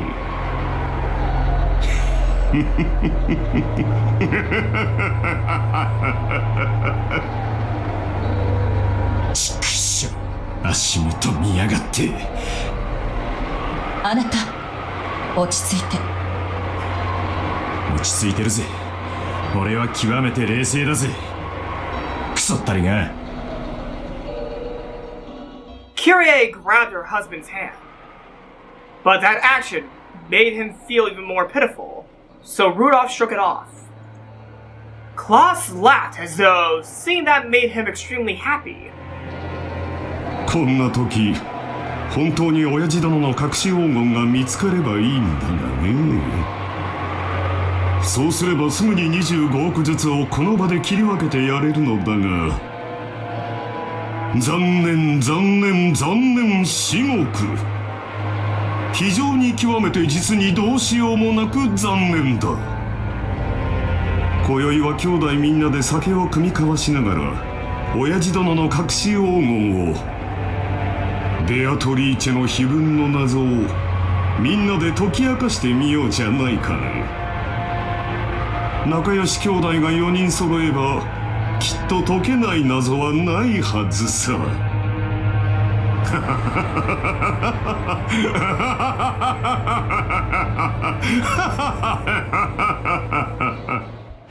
The mouth when he's laughing is so fucking disturbing. Oh, fuck.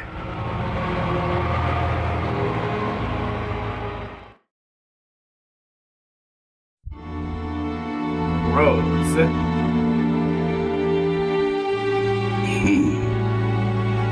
面白いことをする。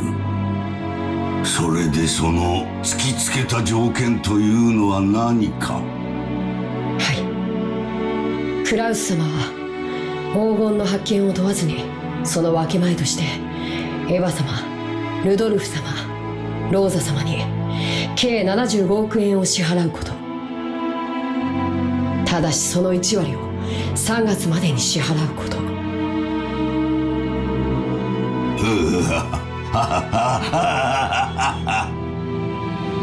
クラウスの間抜けめ。弟たちに足をさらわれるとはな。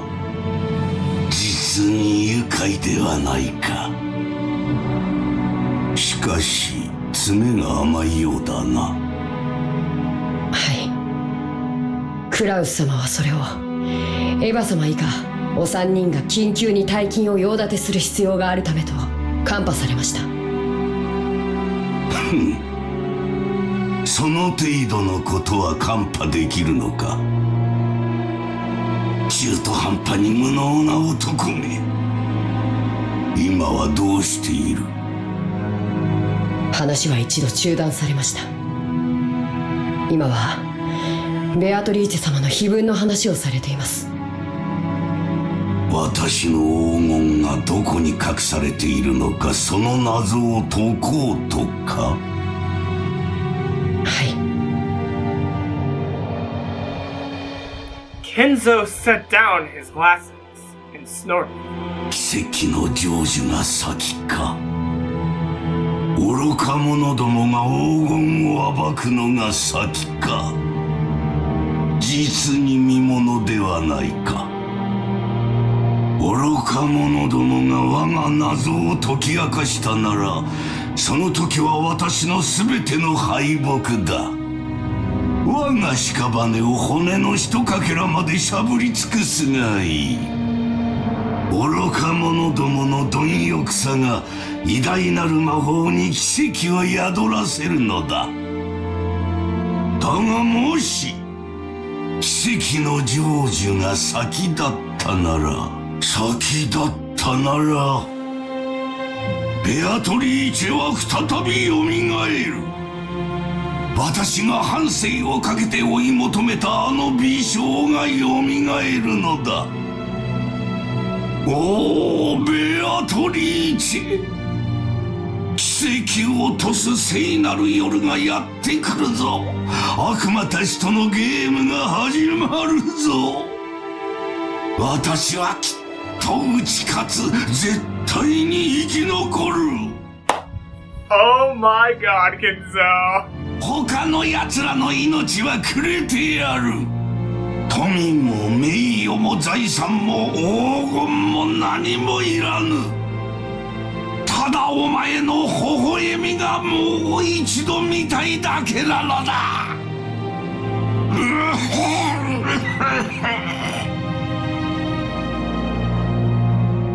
Kinzo choked, apparently in great pain. Cannon got closer and tried to pat his master's back, but Kinzo signaled that he didn't need to. なぜ私が黄金の隠し場所をわざわざ人目に触れるように晒したかわかるか？いえ。魔法の力はリスクで決まるからだ。ベアトリーチェの黄金を暴こうとする人間が多ければ多いほど、その危険が高まれば高まるほどに、それでもなお成就できたとき、魔法の力は偉大なる奇跡を起こせるのだ。魔法とはつまりゲームなのだよ。優れている者が勝者になるのではない。勝者には魔法が与えられ優れるのだ。わかるか？生命の奇跡が数億分の1という神々しい確率に勝利するからこそ与えられるようにな。お前には少し難しいか？申し訳ございません。よい。つまりはこういうことだ。ベアトリーチェの碑文の謎を解いた者には、私が築き上げてきた全てを与えよう。富、名誉、黄金、そして後宮家の家督。私が築き上げてきた全てだ。その謎に挑む資格があるのは何も私の息子たちだけとは限らぬ。たとえお前であってもその謎を解けたなら全てを得る資格があるのだ。はい。ですが僕にはあのような難しい謎は分かりかねます。無論だ。難解に作った。だがお前も挑め。それが我が魔法の奇跡を呼ぶ糧となる。誰もが挑み誰にも至れなかったらその時はその時だが、奇跡が集い魔法の力が生まれたならその時こそベアトリーチェがよみがえるのだ。だからお前も挑め。誰もが挑め。そして我が魔法に力を捧げるのだ。わかるな。はい。努力します。For a long while, Kinzo repeatedly muttered to himself, agitated and grabbing onto his head. Cannon stayed where he was, alert and unmoving, until he was given the next order from his master. Kinzo finally realized this. もうよい、下がれ。酒棚に菓子の袋があろう。ダチンに持っていくがよい。結構です。僕は家具ですから。家具は菓子など食わぬか。道理だが。ならばもう下がれ。はい。失礼いたします。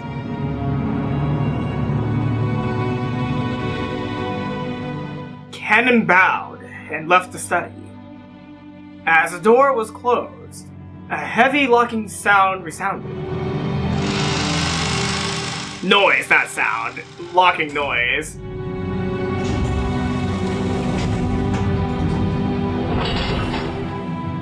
Okay, that's cool, the locking mechanism.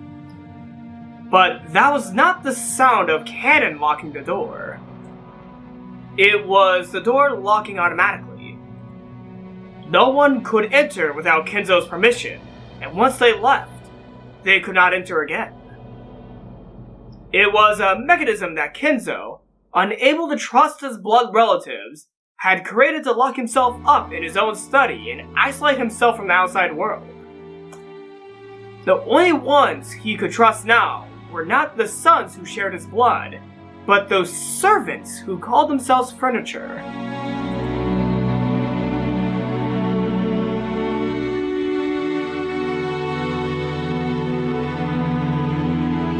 南條先生、いかがなさいましたか。源氏さん。いや、居場所がなくなりましてな。With a bitter laugh, Nanjo turned to face the door to the parlor. It seemed that because of that motion, Genji understood what Nanjo wanted to say. For the most part, Genji also understood the family situation. It must have made him want to frown, knowing that right now in the parlor, the master he served was being discussed so disrespectfully. But it would have been very difficult to gather that from his indifferent expression. しかし、私には分かりませんな。どうして金蔵さんはこんな挑発的なものを書かれたのでしょう。Nanjo looked at the portrait of Beatrice. No, he actually directed his gaze beneath the portrait, at the plate with the epitaph. 私には親方様のお考えは分かりかねます。深いお考えがあってのこととお察しします。金蔵さんのチェスは昔から随分と遠大な読みで布石を打たれるものでした。いや、時には理解できない一手さえ。私ごとき凡庸では何を目論まれているのか皆目見当もつきませんな。私はこれを親方様の何かの遺言状ではないかと考えています。それを理解できた者に財産や家督をお譲りになられようということなのでしょう。つまり私のようなよそ者に解かれてしまう前に兄弟4人で協力し合って謎を解けということではないかということですな。金蔵さんは息子さんたちのことを口悪く罵ってはいますが、なんとか兄弟が仲を取り戻してほしいと願われているのかもしれません。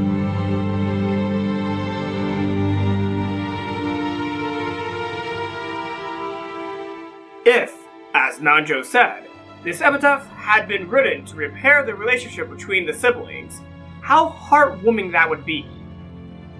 However, Nanjo and Genji both knew this was the one thing that could never be the case. Here were the two who held the longest relationship with Kinzo, more trusted in his blood relatives. And even they could not guess at Kinzo's true motive. 親方様は一族のものでなくとも謎に挑む資格があると常々おっしゃっています。南條先生はいかがですか？いやいや、この老いぼれには少々難解が過ぎますな。実は以前この碑文を手帳に記しましてな、夜な夜な寝る前に挑んでみたのですが実に難しい。お迎えが来るまでの間ゆっくり楽しむことができそうです。源氏さんこそいかがですか？私めは親方様にお仕えする家具に過ぎません。黄金も財産も私には不要なもの。やれやれ、本当に謙虚な方です。だからこそ金蔵さんもあなたには心を許されるのでしょう。ならば光栄なことです。As Nanjo lightly laughed in response, he once again looked at the epitaph. 懐かしき故郷を貫く鮎の川、黄金鏡を目指す者よ、これを下りて鍵を探せ。 That which is written on the epitaph of the portrait of my beloved witch, Beatrice, is as follows. Behold the Sweetfish River, running through my beloved home of old. You who seek the Golden Land, follow its path downstream in search of the key. As you travel down, you will see a village. In that village, look for the shore the two speak of. There, the key to the Golden Land sleeps. You who laid hand upon the key must journey as follows to the Golden Land. On the first twilight, sacrifice the 6 chosen by the key. On the second twilight, those who remain shall tear apart the 2 who are close.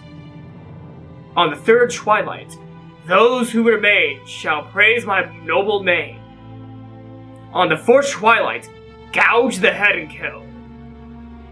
On the fifth twilight, gouge the chest and kill. On the sixth twilight, gouge the stomach and kill. On the seventh twilight, gouge the knee and kill. On the eighth twilight, gouge the leg and kill. On the ninth twilight, the witch revives, and none shall be left alive. On the 10th twilight, the journey ends, and you shall reach the home of the gold. The wish shall praise the wise and bestow for treasures. One shall be all the golden land's gold. One resurrects all the dead people's souls. One even revives all the love they possessed. And one for the wish to eternally rest. Rest in peace, my beloved witch, Beatrice. Was that a sound of a tip? I think that was the sound of a tip. Umineko no Nakuhora ni. It's 3 o'clock now. Hope, Saturday, October 4th, 1986, 3 o'clock, Sandy Beach. Aw, man. This is a good introductory scene to this next scene. 第10の晩に旅は終わり。 I'm sorry, everyone, but this is where I'm going to be ending this episode today. I'm sorry, this is a sad place to leave it off on because, come on, this is so cool, but I should have not done that. I should have not done that. I'm sorry, everyone. So yes, I'm ending the episode right here, right now. Wait, I think I got tips. I think I have tips. So let's go ahead and see what these tips are. I have Grimoire and Epitaph of the Portrait. Epitaph of the Portrait. Oh, it's the epitaph underneath the portrait. I just read this, so I'm not gonna read it again. I'm sorry, everyone. I'm not gonna read this again. Though, when the time comes to it, I will read it again later on while playing the game. But I'm not gonna reread the epitaph right now. Actually, you know what? Fuck it. Let's read it. Behold the Sweetfish River, running through my beloved home of old. You who seek the Golden Land, follow its path downstream in search of the key. As you travel down it, you will see a village. In that village, look for the shore the two speak of. There is the key to the Golden Land sleeps. You who laid hand upon the key must journey as follows to the Golden Land. On the first twilight, sacrifice the 6 chosen by the key. On the second twilight, those who remain shall tear apart the 2 who are close. On the third twilight, those who remain shall praise my noble name. On the fourth twilight, gouge the head and kill. On the fifth twilight, gouge the chest and kill. On the sixth twilight, gouge the stomach and kill. On the seventh twilight, gouge the knee and kill. On the eighth twilight, gouge the leg and kill. On the ninth twilight, the witch revives, and none shall be left alive. On the 10th night, the journey ends, and you shall reach the home of the gold. The witch shall praise the wise, and bestow for treasures. One shall be all the Golden Land's gold. One resurrects all the dead people's souls. One even revives all the love they possessed, and one for the witch to eternally rest. Rest in peace, my beloved witch, Beatrice. And now it's time for the Grimoire. Oh shit! Wow. Oh wow.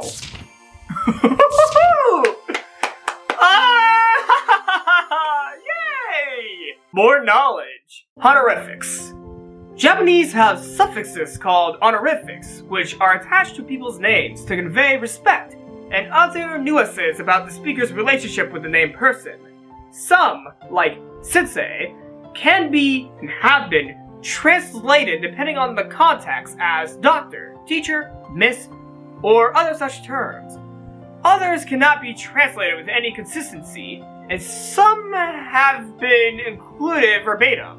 These include san as a common courtesy, no honorific, intimacy as with close friends, family or lovers, sama, high respect, kun, friendly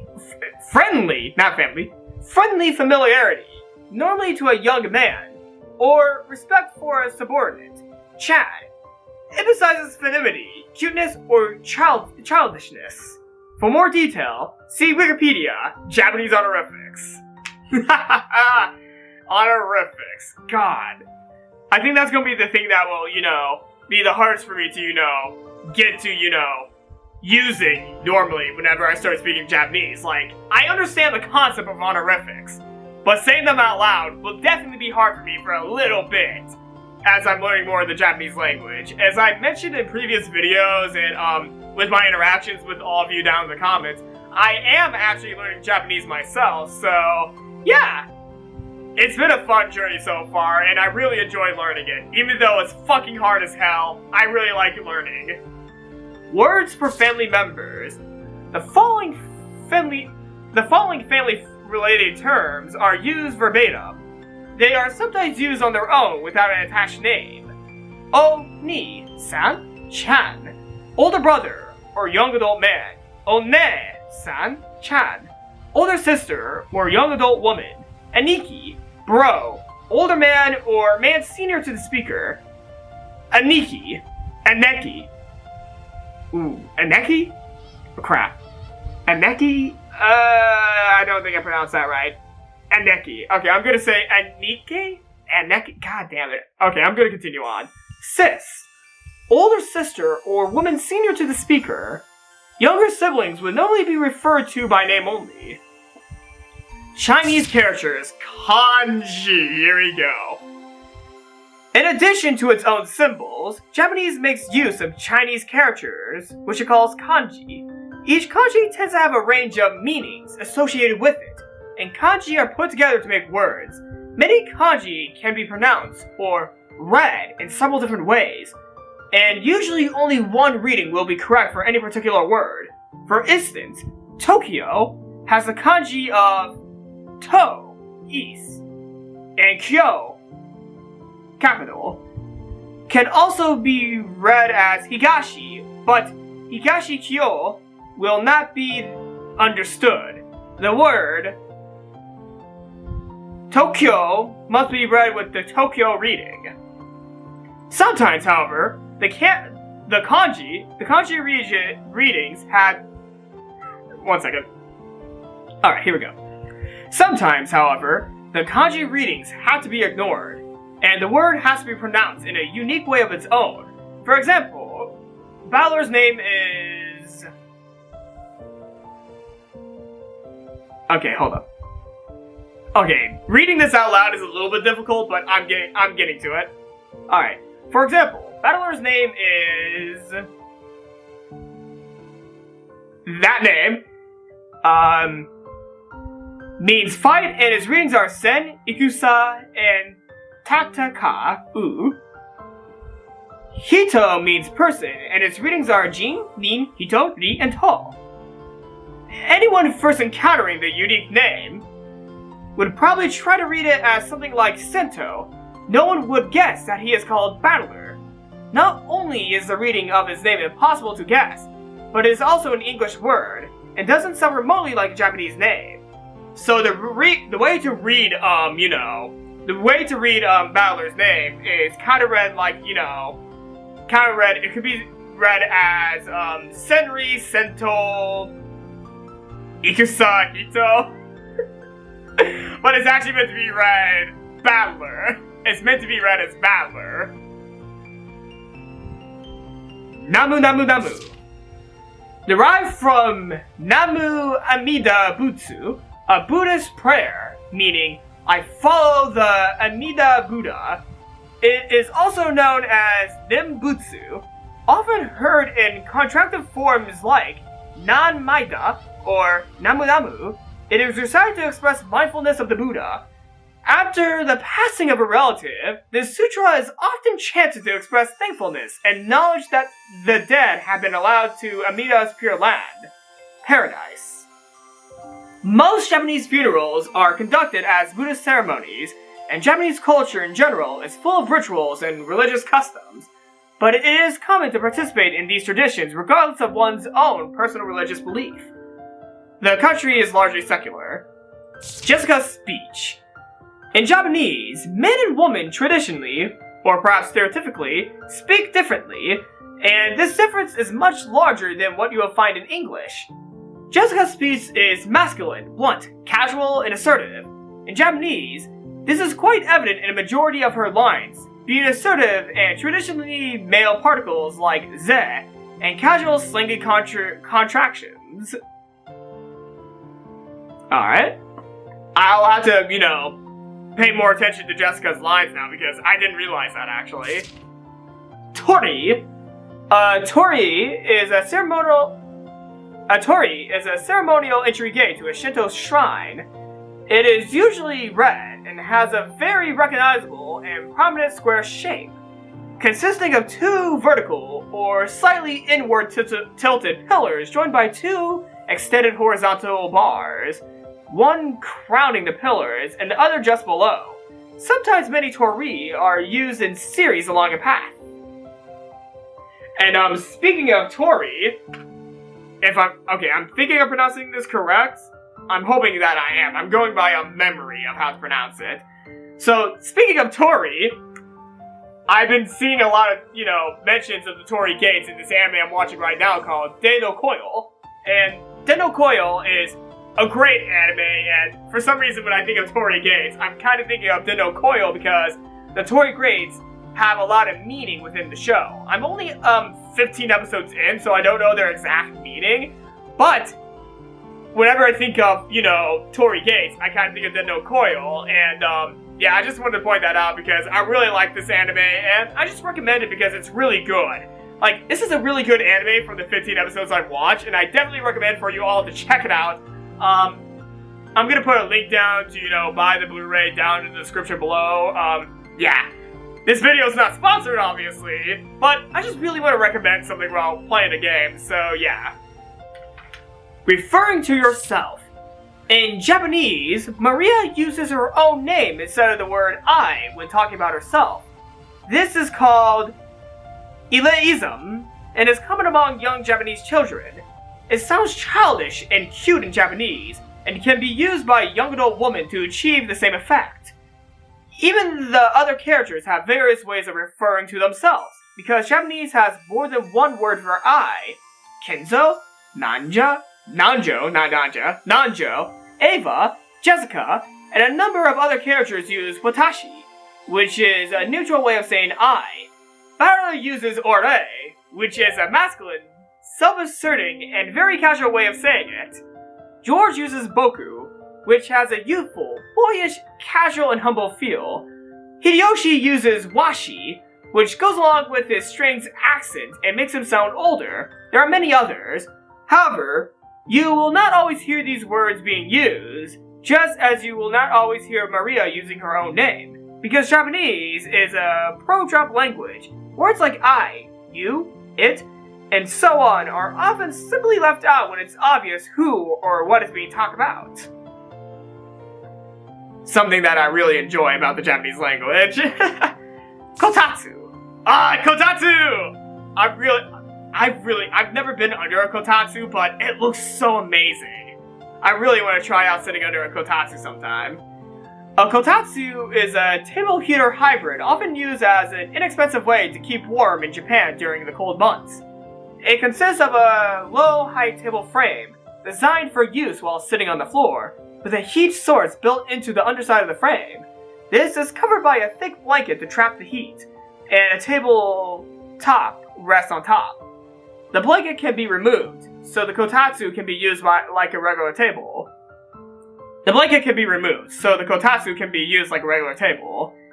Woo, there's a lot to read at the end of this episode. I apologize if I slip up. Alright, and last is large Japanese numbers. Asogi and Nayuta are very large ancient Japanese numbers. Modern Japanese is more likely to express numbers of this size using the powers of 10, just like Western languages. The English counting system expresses numbers using a thousands-based system. 1,000 times 1,000 equals 1,000,000, times 1,000 equals 1,000,000,000, times 1,000 equals trillion. But Japanese uses a system based on 10,000s instead, which can make converting between the two quite confusing. From 1 all the way up to Nayuta, it goes, okay, here we go. Ichi, 1, man, 10,000, Oku, 100 million. Oh fuck. Okay, I'm gonna go from the top. Okay. Ichi, 1. Man, 10,000. Oku, 100 million. Cho, 1 trillion. K, 10 quadrillion. Guy, 100 quintillion. From about here, the numbers are not common knowledge. Jo, 1 septillion. Jo, 1 octillion.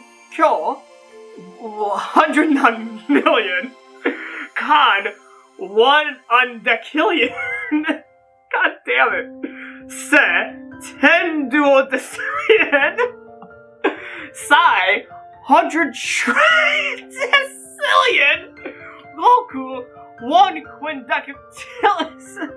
1 quindectilis. God damn it. Goku, 1 quintessicillion. Go Gasha, 10 sextillion. Asogi, 100 septicillion. Nayuta, 1 novendicillion. Multiplied together, Asogi and Nayuta give a number so large that it doesn't have a Japanese name. Wow. Multiplied together, Hosogi and Nayuta give a number so large that it doesn't have a Japanese name. Okay. I feel like the Grimoire will have a lot more, information added as the game goes on. I definitely believe that there's going to be a lot more added to the Grimoire, and I'm definitely going to check out the Grimoire as the episodes come out. Woo!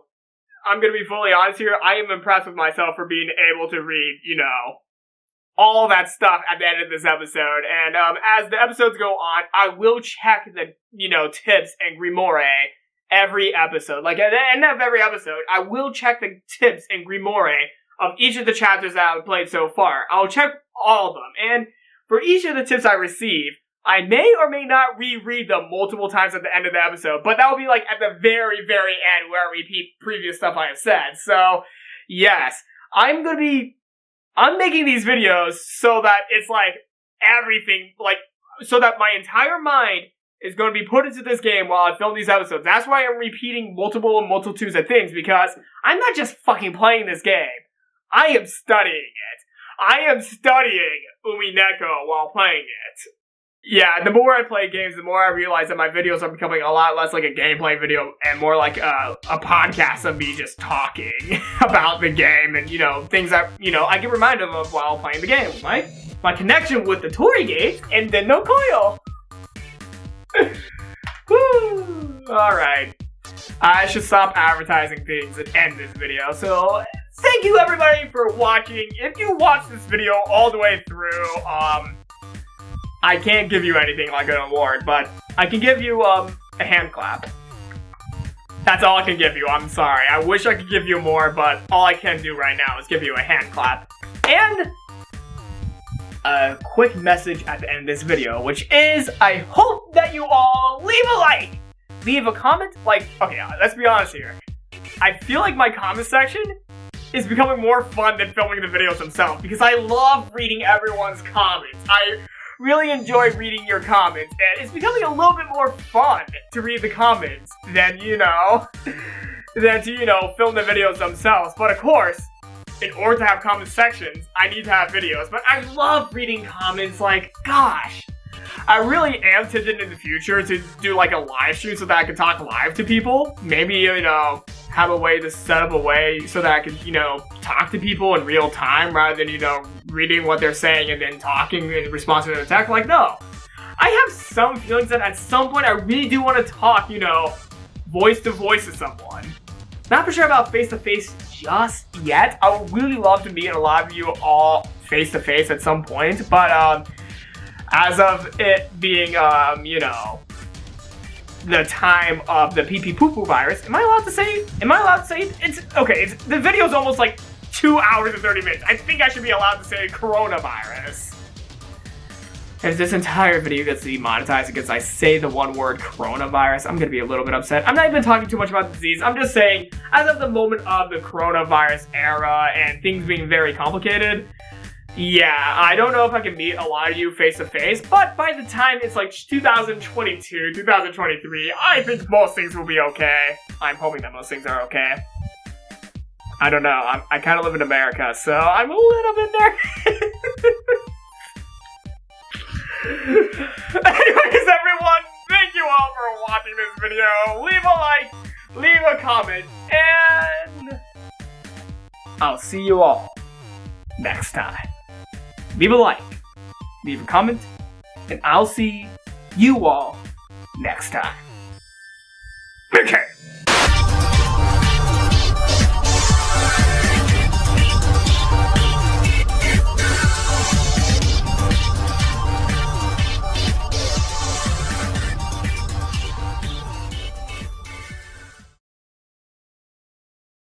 Okay.